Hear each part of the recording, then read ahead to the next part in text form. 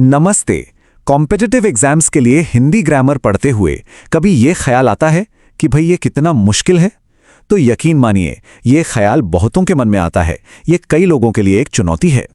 और मुश्किल खास तौर पर तब होती है जब शब्दों को उनके मूल हिस्सों में तोड़ना पड़ता है। यह एक आम समस्या है जिससे कई स्टूडेंट्स जूझते हैं। लेकिन इसका एक बहुत ही सीधा सा सरल सा समाधान है। देखिए, एक बार अगर उपसर्ग और प्रत्यय का कॉन्सेप्ट समझ आ जाए ना, तो ये काम बिल्कुल भी मुश्किल नहीं रह जाता। तो चलिए शुरू करते हैं। इसकी शुरुआत होती है एक बेसिक आइडिया को समझने से, और वो है शब्दांश, जिन्हें हम आसान भाषा में शब्दों के बिल्डिंग ब्लॉक्स भी कह सकते हैं। शब्दांश, देखिए नाम में ही इसका मतलब छिपा है। शब्द का अंश मतलब ये अपने आप में पूरे शब्द तो नहीं होते, लेकिन इनका एक मतलब जरूर होता है। और उपसर्ग और प्रत्यय ये दो सबसे मेन टाइप के शब्दांश हैं। तो सवाल ये है कि इन दोनों में सबसे बेसिक फर्क क्या है? बहुत सिंपल है। उपसर्ग हमेशा किसी भी मूल शब्द के शुरू में लगते हैं और प्रत्यय वो हमेशा अंत में। बस यही है इनका सबसे बड़ा अंतर। ठीक है, तो चलिए पहले उपसर्ग को समझते हैं। अब इसे नियमों की एक लंबी चौड़ी लिस्ट की तरह मत देखिए, इसे एक सिस्टम की तरह सोचिए। एक सिस्टम जिसे 22 की प्रणाली कहा जा सकता है। अब ये नंबर देखिए, 22। बस ये एक नंबर याद रखना है। ये संख्या संस्कृत के उन सबसे आम और जरूरी उपसर्गों की है जिन्हें अगर समझ लिया तो समझिए आधी लड़ाई तो वहीं जीत ली। ये हैं वो 22 उपसर्ग। अब इन्हें एक साथ देखकर घबराने की बिल्कुल जरूरत नहीं है। इन्हें याद रखने का एक बहुत अच्छा तरीका है कि इन्हें छोटे छोटे ग्रुप्स में बांट लिया जाए, जैसे अ, अव, उप, अप या फिर प्र, परा, प्रति, परि। ऐसे याद करना आसान हो जाता है। और अब आता है सबसे जरूरी पॉइंट। इसे उपसर्गों को सही ढंग से पहचानने का गोल्डन रूल कह सकते हैं। जब भी किसी शब्द से उपसर्ग हटाया जाए तो जो हिस्सा बचा है उसका कोई मतलब निकलना चाहिए, वो एक सार्थक शब्द होना चाहिए। आइए इस रूल को कुछ एग्जाम्पल से समझते हैं। जैसे शब्द है अन्याय। अगर इसमें से हम अ हटा दें तो क्या बचता है? न्याय, जिसका एक मतलब है, राइट? लेकिन अगर अन हटाएंगे तो बचेगा याय, जिसका कोई मतलब नहीं। इसी तरह विज्ञान में से वी हटाने पर ज्ञान बचता है, और दुर्लभ में से दुर हटाने पर लभ, जिसका मतलब होता है पाने योग्य।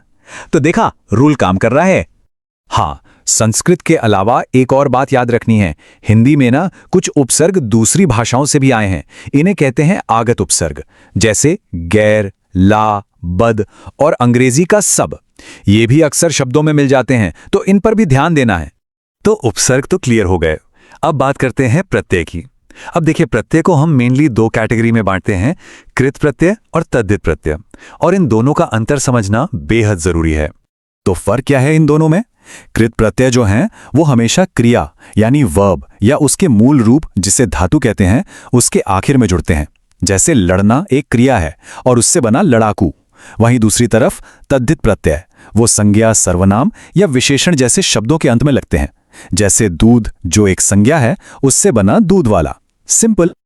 ओके, तो थ्योरी तो समझ ली, पर इस जानकारी का इस्तेमाल एग्जाम में आने वाले सवालों को हल करने के लिए कैसे करें?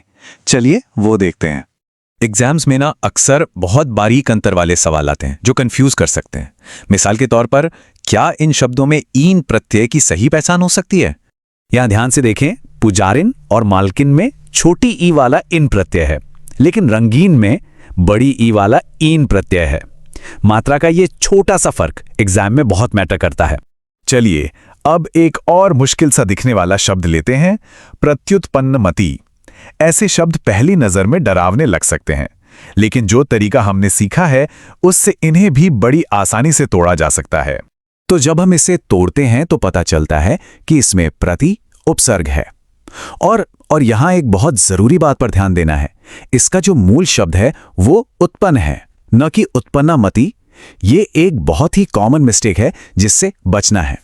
चलिए अब कुछ कॉमन ट्रैप्स की बात करते हैं जिनसे बचना बहुत जरूरी है। पहला, नकली उपसर्ग। जैसे शब्द है बेलदार, इसमें बे उपसर्ग नहीं है क्योंकि लदार का तो कोई मतलब ही नहीं होता। दूसरा ट्रैप है अधूरा उपसर्ग। जैसे निर्जल में पूरा उपसर्ग निर है, सिर्फ नी नहीं। तो हमेशा पूरे और मीनिंगफुल हिस्से को ही ढूंढना है। तो अगर हम समराइज करें तो स्टूडेंट्स आमतौर पर 3 बड़ी वजहों से गलतियां करते हैं। पहला, वो सार्थक मूल शब्द वाला गोल्डन रूल भूल जाते हैं। दूसरा, एक जैसे लगने वाले उपसर्गों और प्रत्ययों में कंफ्यूज हो जाते हैं।